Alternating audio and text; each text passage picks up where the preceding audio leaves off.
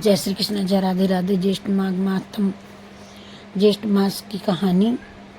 जेठ में क्या पुण्यदान होते हैं, 12 महीनों की व्रत त्योहार की कहानियाँ, व्रत करने के सामान्य नियम, बरस भर के महीनों का परिचय।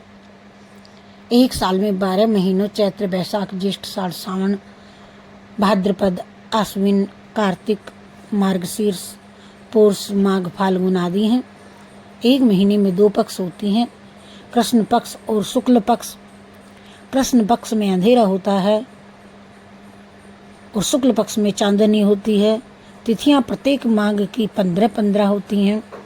प्रतिपदा, बीज, तीज, चौथ, पंचमी, षष्ठी, सप्तमी, अष्टमी, नवमी, दशमी, एकादशी, द्वादशी, 13, 14 तथा पूर्णिमा या अमावस्या। वार 7 होते हैं, सोमवार, मंगल, बुध, ग्रहों, गुरु, शुक्र, शनि व रविवार। नक्षत्र 28 होते हैं तथा योग 27 होते हैं, जिनका वर्णन ज्योतिष शास्त्र में भली भांति दिया गया है। जय श्री कृष्ण, जय राधे राधे। अब ज्येष्ठ मास की कहानी करते हैं। ज्येष्ठ मास की ज्येष्ठ माघ वट वृक्ष है। वट वृक्ष के मूल में भगवान ब्रह्मा, मध्य में जनार्दन, विष्णु तथा अग्रभाग में देवादिदेव महादेव स्थित रहते हैं। देवी सावित्री भी वट वृक्ष में प्रतिष्ठित रहती हैं। प्रयागराज में गंगा के तट पर वेणी माधव के निकट अक्षयवट प्रतिष्ठित है। वह स्त्रियों को महत्वपूर्ण पर्व है। स्त्रियों का सौभाग्यवती स्त्रियां व अन्य सभी स्त्रियां, कुमारी, विवाहिता, विधवा को पुत्र, सुपुत्र आदि से व्रत को करती हैं। ज्येष्ठ मास में पूजन करती हैं। इस व्रत को करने का विधान त्रयोदशी की से पूर्णिमा तथा अमावस्या तक है। प्राय आजकल अमावस्या को ही इस व्रत का नियोजन दिया गया है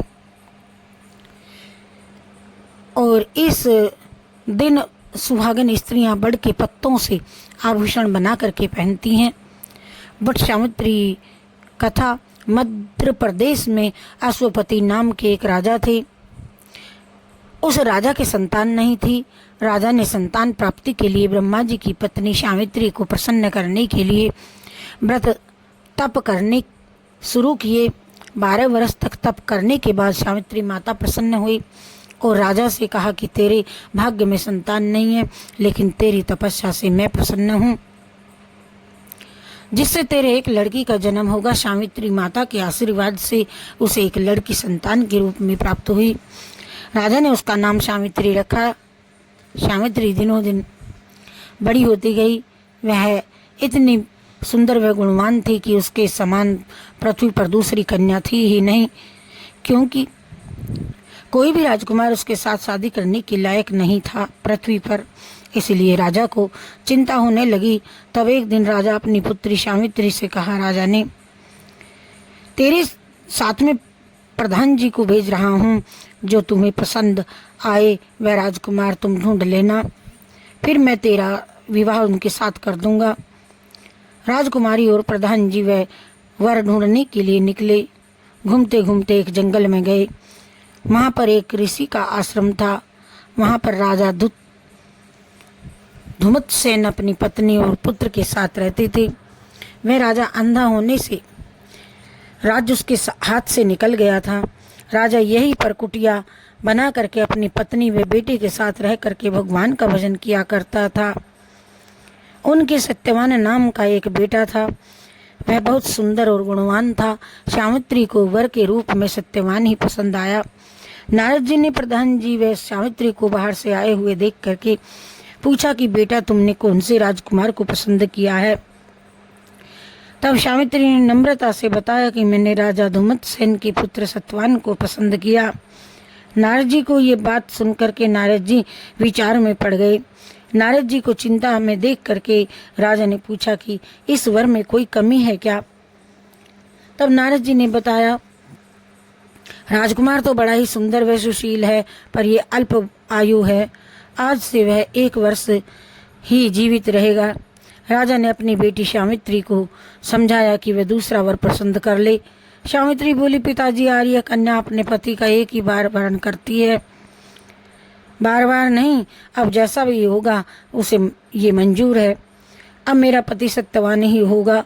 राजा और नारद जी ने बहुत समझाया, लेकिन सावित्री अपने वचन पर अडिग रही। राजा रानी लाओ लश्कर सहित उस अरण्य वन में गए और खूब धूमधाम के साथ में सावित्री जी का विवाह राजकुमार सत्यवान के साथ कर दिया गया। राजा रानी ने अपनी बेटी सावित्री को खूब दहेज दिया और सावित्री ने भी सभी वस्तुओं को वापस करते हुए नम्रता से अपने माता पिता से कहा, मुझे तो इस जंगल में रहना है, अर्थात इन सभी दहेज की ये सब कहकर के वापस लौटा दिया, मुझे कोई आवश्यकता नहीं। सास ससुर की सेवा करते हुए अपने पति के साथ ससुराल में आनंद से दिन बीत रहे थे, लेकिन वह नारद जी की भविष्यवाणी को कभी भूली नहीं थी। समय बीतता गया, आखिर में साल का वह दिन नजदीक आ गया। तब वह अपने सास ससुर से बोली कि घर की सुख शांति के लिए मुझे कुछ दिन एकांत में रहना पड़ेगा।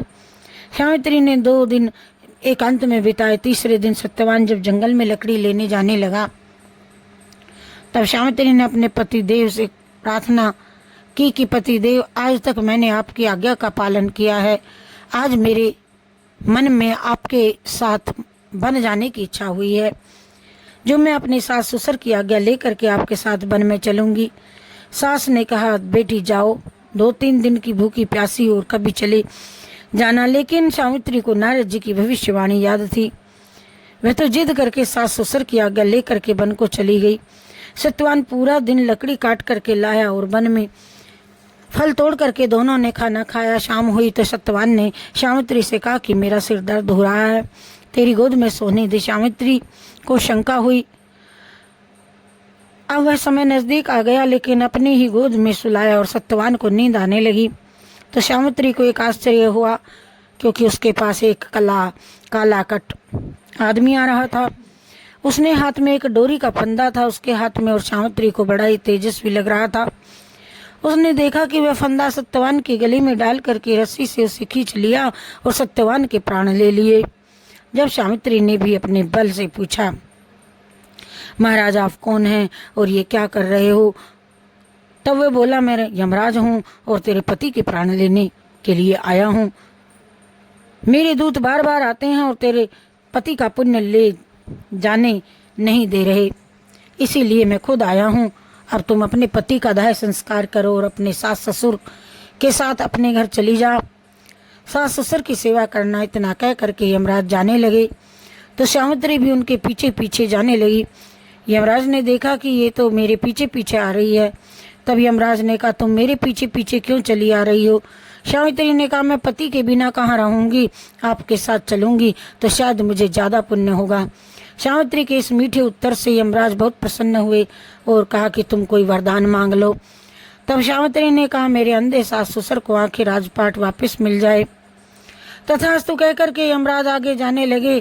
फिर भी सावित्री ने उनका पीछा किया। यमराज ने देखा ये तो फिर भी मेरे पीछे पीछे चली आ रही है। उसने फिर सावित्री को घर जाने के लिए कहा। सावित्री ने फिर पहले बार ही जवाब दिया कि पति के बिना मैं कहाँ रहूंगी। यमराज फिर उसकी बात से संतुष्ट हुए। वह दूसरा वरदान मांगने के लिए कहा। सावित्री ने दूसरे वरदान में अपने पिता का वंश बढ़ाने वाला भाई मांगा, जो सुंदर व वीर था। यमराज ने फिर तथास्तु कहा और आगे चल दिए। सावित्री ने फिर यमराज का पीछा नहीं छोड़ा। यमराज ने पीछे मुड़ करके कहा कि तुम अब वापस घर लौट जाओ, बहुत अंधेरा व देर हो रही है। सावित्री फिर भी नहीं मानी। यमराज ने कहा, मैं तुम्हारे ऊपर प्रसन्न हूँ, बहुत प्रसन्न हूँ, तुम तीसरा वरदान मांग लो, तुम्हें क्या चाहिए। सावित्री बोली, मैं अर्जुन जैसी 100 पुत्र की माता बनूं। यमराज ने तथास्तु कहा और आगे जाने लगी, लेकिन सावित्री ने उनको रोका नहीं और कहा कि मेरे पति को आप अभी भी कहाँ ले जा रहे हो। मेरे पति को के प्राण दिए बिना मेरे 100 पुत्र कैसे होंगे, ऐसे तो आपका वचन झूठा हो जाएगा। यमराज भी सोच में पड़ गए और कहा, तुमने तो अपनी मीठी वाणी से मुझे पूरा ही ठग लिया, तुम्हारे पति के प्राण मेरे को वापस देने ही पड़ेंगे। यमराज तो सत्यवान को वापस प्राण दे करके स्वर्ग में पधार गए और सावित्री वापस उसी वट वृक्ष के नीचे आई। पति सत्यवान गहरी नींद से उठ गए। सत्यवान ने अपनी पत्नी से कहा, आज तो मुझे बहुत गहरी नींद आई है। तब सावित्री ने उसके सिर पर हाथ फेरते हुए कहा, ऐसी नींद तो बैरी दुश्मन को भी ना आनी चाहिए। पति पत्नी दोनों घर के लिए रवाना हुए। इधर माँ बाप की आंखें वापस आ गई, इधर राज्य के प्रधान जी दौड़े आए और आप महल पधारो और अपने राज्य को संभालो। मैं हाथी घोड़े पर आपको लेने आया हूँ। इधर सत्यवान और सावित्री भी घर पहुंच गए। अपने सास ससुर को पूरी बात बताई। माँ बाप और सास ससुर ने सावित्री को बहुत सुंदर आशीर्वाद दिए, बहुत बहुत। फिर सत्यवान और सावित्री ने राजपाट सहित बहुत बहुत वर्षों तक राज्य किया और अपने पिता के भी पुत्र हुआ और सावित्री का भाई। सावित्री भी यमराज के आशीर्वाद से 100 पुत्रों की माता बनी। यमराज जिस तरह से सावित्री पर प्रसन्न हुए, वैसे ही सभी कहानी कहने वालों पर भी हुए, सुनने वालों पर भी हुए और व्रत करने वाले पर भी यमराज प्रसन्न हो। बोलो जय शिव शंकर भगवान की जय, कृष्णचंद्र भगवान की जय। श्री कृष्ण श्री कृष्ण श्री कृष्णार्पणमस्तु, शिवार्पणमस्तु।